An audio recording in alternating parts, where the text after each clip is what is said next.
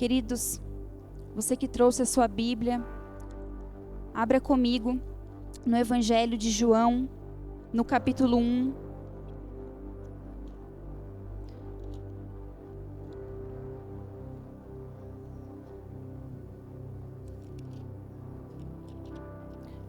João, no capítulo 1, a partir do versículo 1.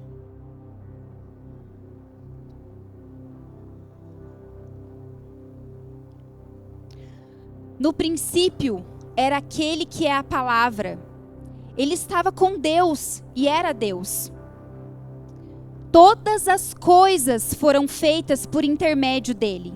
Sem ele, nada do que existe teria sido feito. Nele estava a vida, e esta era a luz dos homens. A luz brilha nas trevas, e as trevas não a derrotaram. Surgiu um homem enviado por Deus chamado João. Ele veio como testemunha para testificar acerca da luz, a fim de que por meio dele todos os homens crescem. Ele próprio não era luz, mas ele veio como testemunho da luz. Estava chegando ao mundo a verdadeira luz que ilumina todos os homens. Aquele que é a palavra estava no mundo, e o mundo foi feito por intermédio dele, mas o mundo não o reconheceu. Veio para o que era seu, mas os seus não o receberam. Contudo, aos que o receberam, aos que creram em seu nome, deu-lhes o direito de se tornarem filhos de Deus, as quais não nasceram por descendência natural, nem pela vontade da carne, nem pela vontade de algum homem, mas nasceram de Deus. Aquele que é a palavra tornou-se carne e viveu entre nós. Vimos a sua glória, glória como do unigênito, vindo do Pai, cheio de graça e de verdade. Meu Deus! Esse é o sim de Deus para toda a humanidade. Emanuel, Deus conosco. Aquele que era desde o princípio, que estava com Deus desde o princípio da criação do mundo. Ele veio. Ele veio como um bebê. Maravilhoso, conselheiro, Pai da eternidade, príncipe da paz. Ele veio habitar. Jesus revelou Deus para a humanidade. Jesus revelou Deus para a humanidade. 2 Coríntios 5,19 diz assim: pois em Cristo, Deus estava reconciliando consigo o mundo. A encarnação, querido, foi um grande sim de Deus para toda a humanidade. O Filho do homem. Totalmente homem, totalmente Deus. Jesus restaurou a nossa dignidade, o nosso propósito para o qual fomos feitos. Ele veio para restaurar. O que foi perdido no jardim foi reintegrado na pessoa de Jesus. Aquilo que foi perdido foi reintegrado pela pessoa de Jesus. Querido, o pecado, ele entrou no mundo através do pecado de Adão e Eva. E nosso relacionamento com Deus, ele foi rompido. Se você abrir a sua Bíblia, se você ler Gênesis, você vai ver toda a história. Todos nós sabemos aqui, né? Às vezes a gente se pergunta, meu Deus, quando eu chegar lá, eu quero perguntar, quero falar com Adão, eu quero falar com Eva, o que vocês fizeram? Já vi várias pessoas falando isso. Adão e Eva pecou e eles foram expulsos do jardim de Deus. Expulsos da presença de Deus. A palavra diz que todo fim de tarde Deus vinha se encontrar com eles. Mas eles pecaram e foram expulsos do jardim. A raça humana abandonou a Deus para viver por conta própria. O mundo está desajustado e nós precisamos ser resgatados. Desde o Éden, vivemos em um mundo repleto de sofrimento, doenças, pobrezas, desastres, guerras, mortes. Quanta destruição! É uma notícia pior do que a outra que nós ouvimos todos os dias. Se nós ligarmos a nossa televisão para ouvir as notícias, é um desastre atrás do outro, sofrimentos e mais sofrimentos. O mundo está desajustado, mas nós precisamos ser resgatados.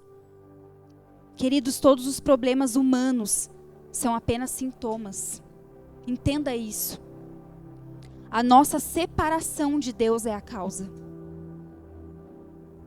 Todos esses problemas que eu citei aqui são apenas sintomas, porque o maior problema da humanidade é a separação de Deus.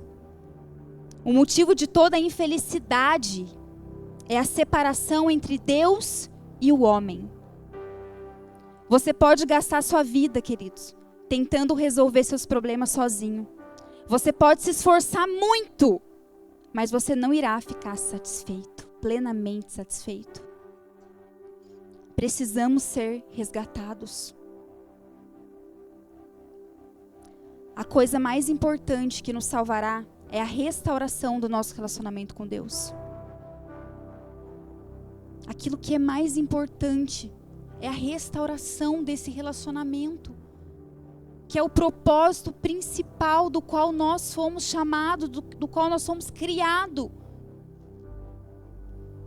Nosso relacionamento, ele precisava ser restaurado. E a gente precisa entender isso. Olha o que diz Efésios 2, a partir do versículo 1. Vocês estavam mortos por causa da desobediência e de seus muitos pecados, nos quais costumavam viver com o resto do mundo, obedecendo ao comandante dos poderes do mundo invisível.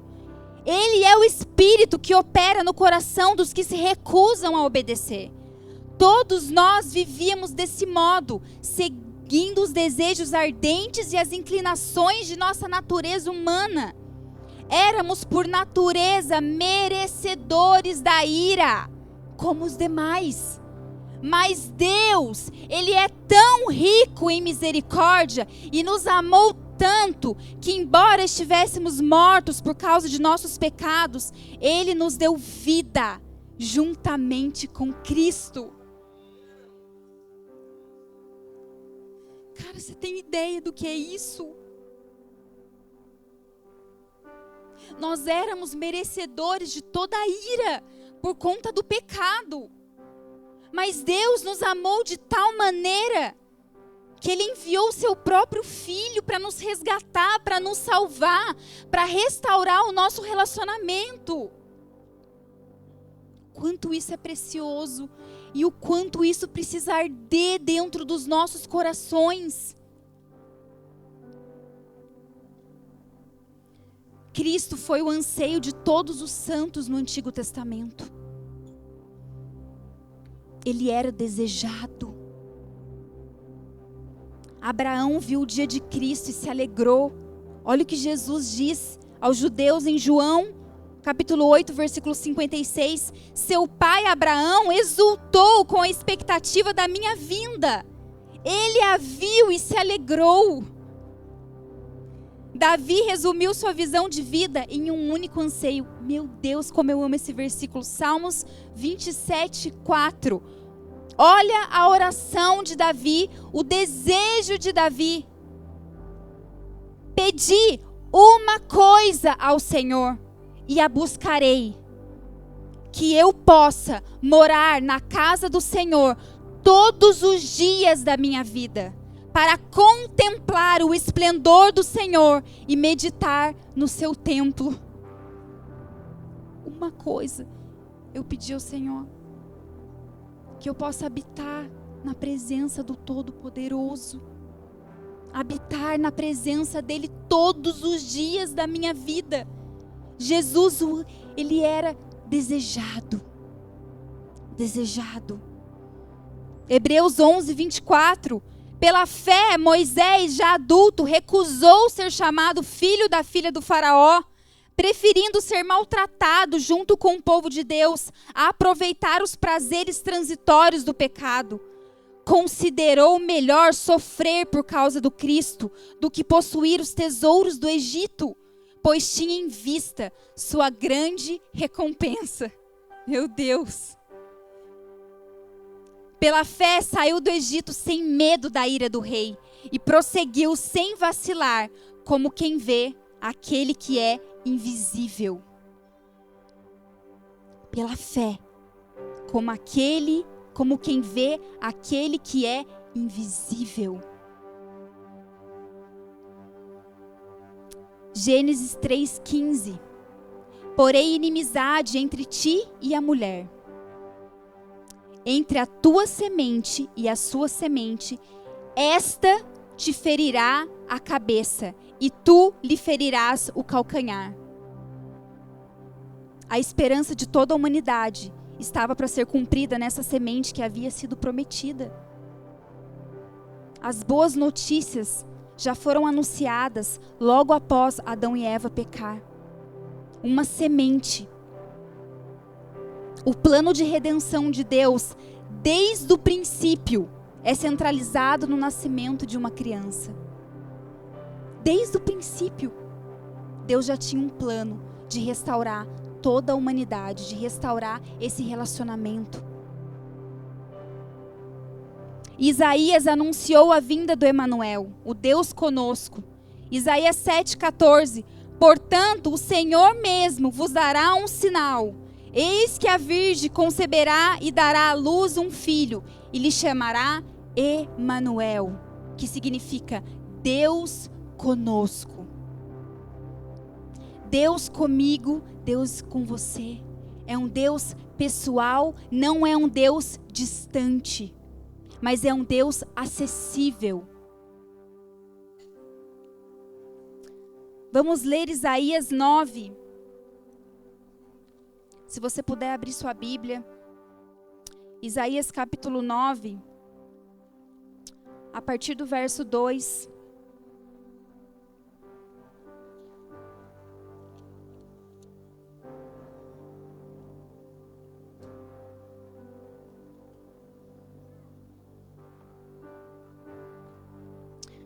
O povo que caminhava em trevas viu uma grande luz. Sobre os que viviam na terra da sombra da morte, raiou uma luz.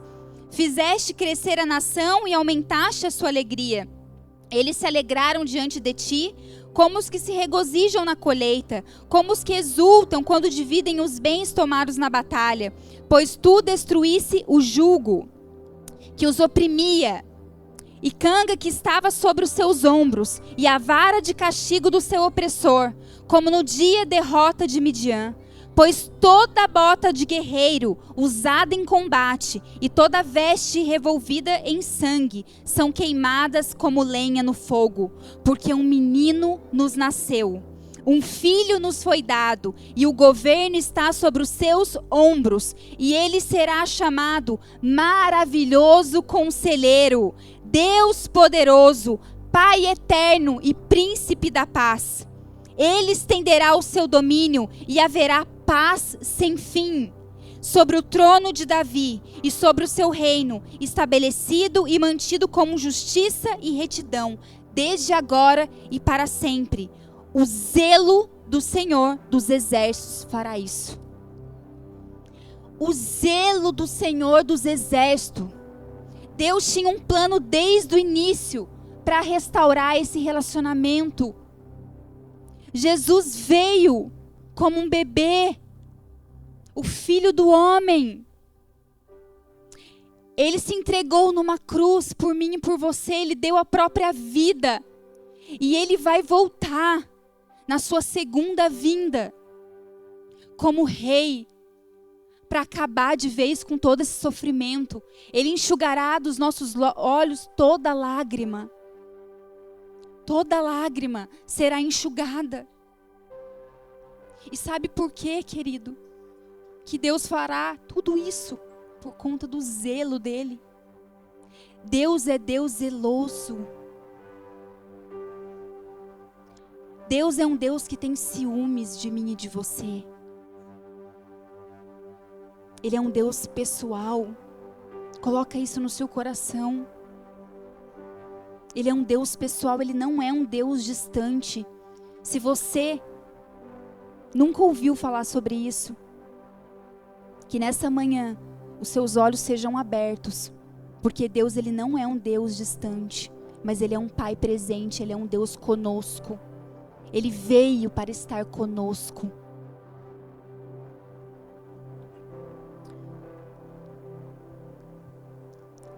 Êxodo 34:14 nos diz que nosso Deus é um Deus zeloso.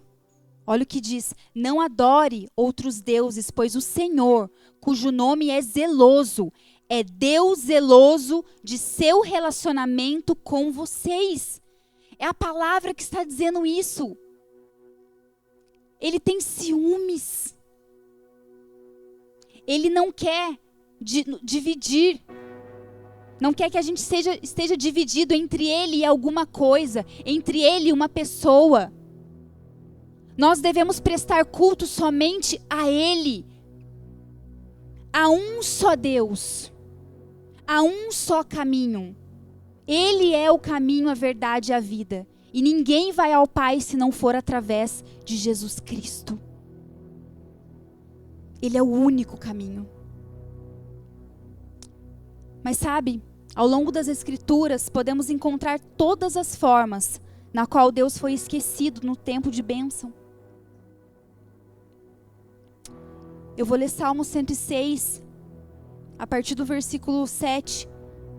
No Egito, nossos antepassados não deram valor às maravilhas do Senhor. Não se lembraram de seus muitos atos de bondade. Rebelaram-se contra ele junto ao Mar Vermelho. Assim mesmo, ele os resgatou, para proteger a honra do seu nome, para mostrar seu grande poder. Ordenou que o Mar Vermelho secasse e os conduziu pelas águas como por um deserto. Ele os resgatou das mãos de seus inimigos e os libertou das garras de seus adversários. As águas se fecharam e cobriram seus opressores. Nenhum deles sobreviveu. Então creram em suas promessas e cantaram louvores a ele. Depressa, porém, esqueceram-se de que ele havia feito. Não quiseram esperar por seus conselhos. No deserto, os desejos do povo se tornaram insaciáveis. Diante de todo milagre, na frente dos olhos deles, o povo se afastava de Deus, vez após vez. Vez após vez. E se distanciavam. E os desejos do povo se tornaram insaciáveis. Puseram Deus à prova naquela terra desolada. Ele atendeu a seus pedidos, mas também lhes enviou uma praga. No acampamento tiveram inveja de Moisés e de Arão, o sacerdote consagrado ao Senhor. Por isso a terra se abriu, engoliu Datã, insultou Abirão e os outros rebeldes. Fogo desceu sobre aqueles que o seguiam. Uma chama consumiu os perversos. No monte Sinai fizeram um bezerro. Prostraram-se diante de uma imagem de metal. Trocaram seu Deus glorioso pela estátua de um boi que come capim. Esqueceram-se de Deus, seu Salvador, que havia feito coisas grandiosas no Egito. Queridos, se nós olharmos para a Escritura, nós vemos o povo sempre se esquecendo de Deus, se afastando de Deus, e Deus sempre buscando atrair o povo. E Deus sempre buscava atrair novamente o povo. Mas o povo vivia, olha o que a palavra diz, os desejos do povo se tornaram insaciáveis. Sabe o que é isso, desejos insaciáveis? São pessoas que corriam atrás, queriam coisas, queriam, mas nada satisfaziam. Nada podia satisfazer eles. E eles sempre estavam querendo alguma coisa. Muitas vezes estamos correndo para atender às necessidades dos nossos dias. E gastando energia em construir alguma coisa. E esquecemos do que é necessário. Sentar aos pés daquele que tem a palavra de vida eterna. Somente Ele tem palavra de vida eterna para nós. E muitas vezes, no meio de toda a correria, a gente se esquece daquilo que é mais importante, que é sentar aos pés dEle. Tem uma música que diz assim, né? Então é Natal. E o que você fez, né? Assim. Eu fiquei a semana inteira com essa música na cabeça. Falei, Jesus, o que o Senhor está querendo falar? Então é Natal. E o que você fez? Olha a pergunta, o que você fez? Todo mundo quer saber, né? Quais são as suas realizações desse ano? O que você fez? O que você conquistou? Qual foi seu trabalho? E as pessoas querem saber qual a última notícia.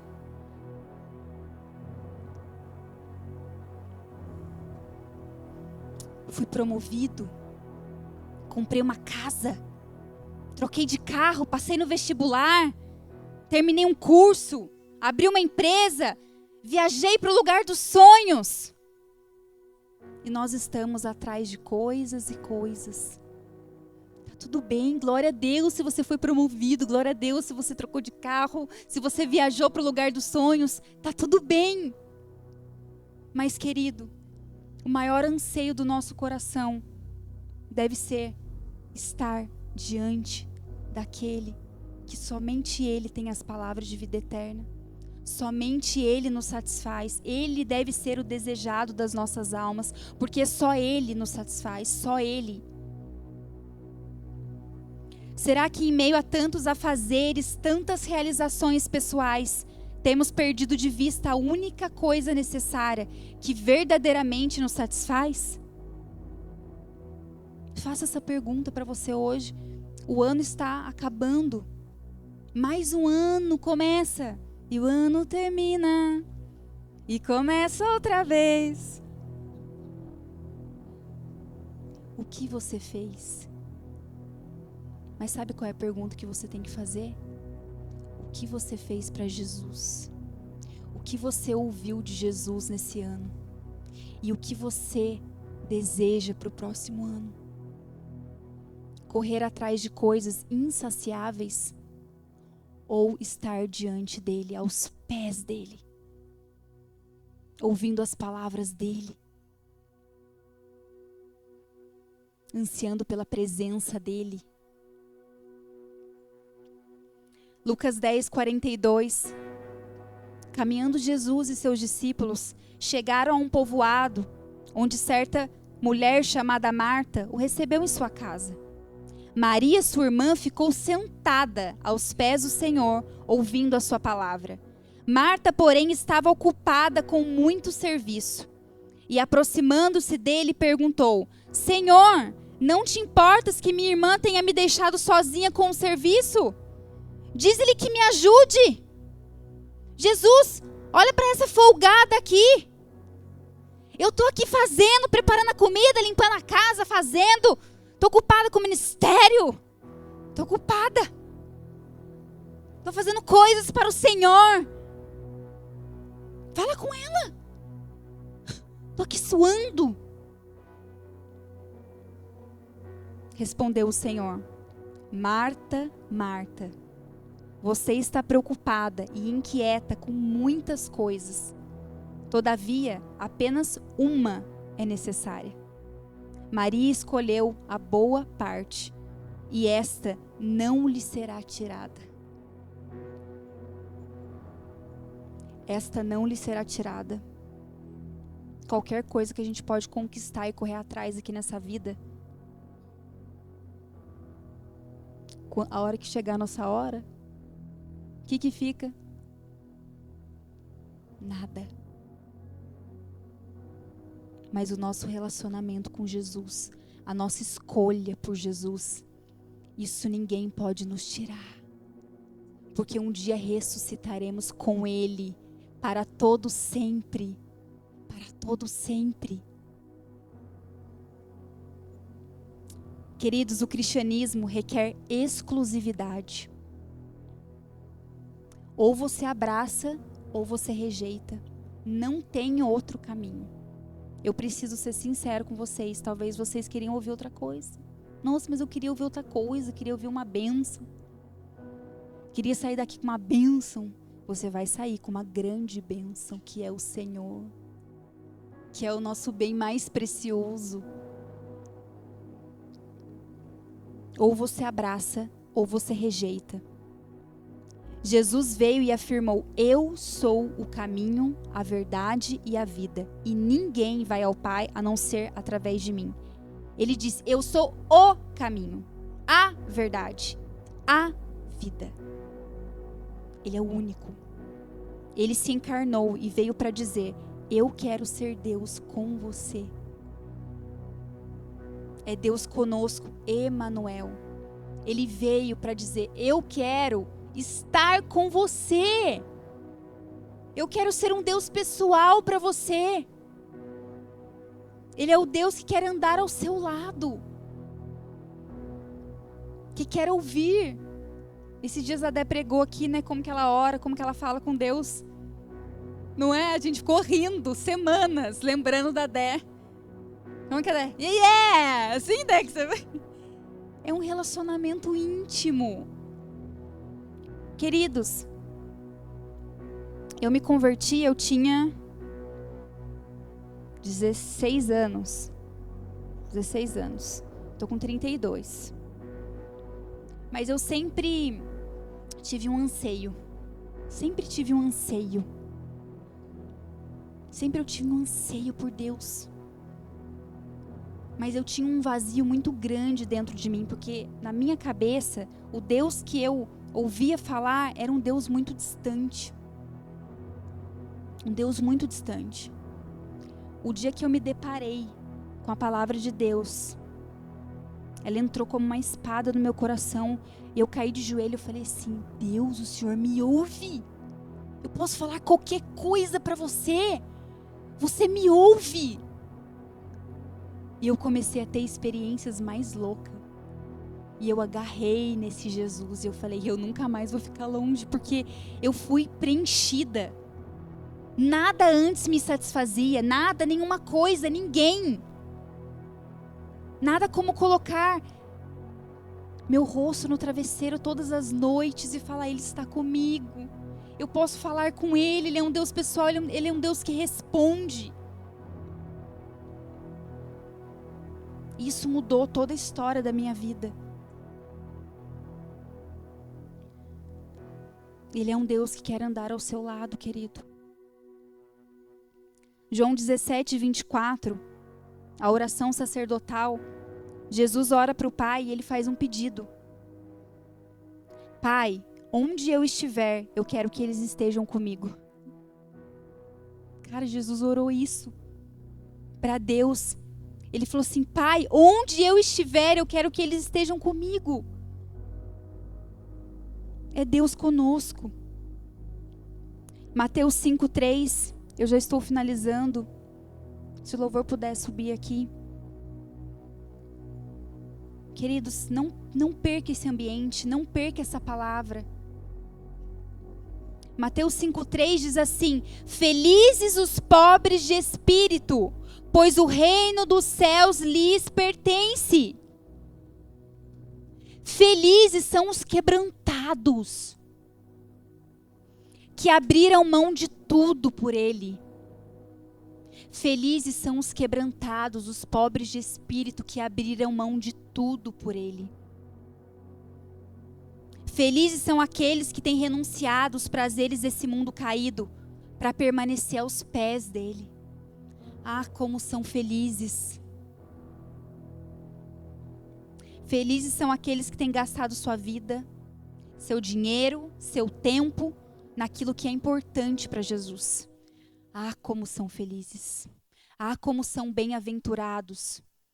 Esses que escolheram a melhor parte. Salmos 16:11. Tu me farás ver os caminhos da vida. Na tua presença, a plenitude de alegria. É para esse lugar que Deus nos chama.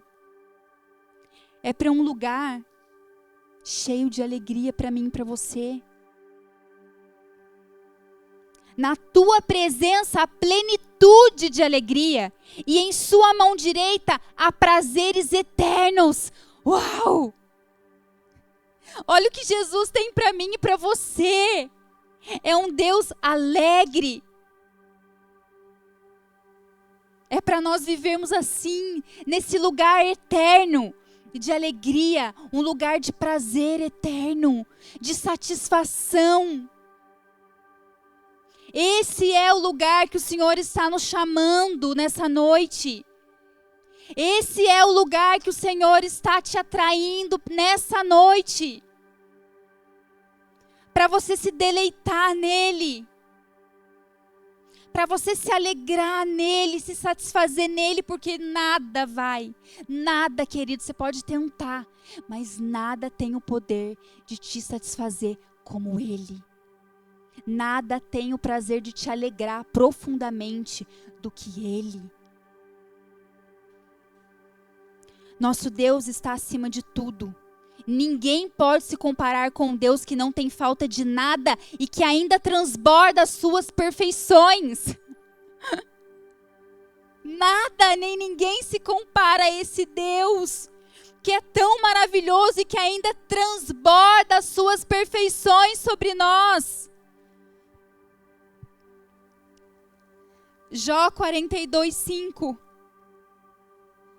Depois de todo o sofrimento que Jó passou, de tudo que ele perdeu, ele disse assim: antes eu só te conhecia de ouvir falar, agora eu te vi com os meus próprios olhos. Eu só te conhecia de ouvir falar.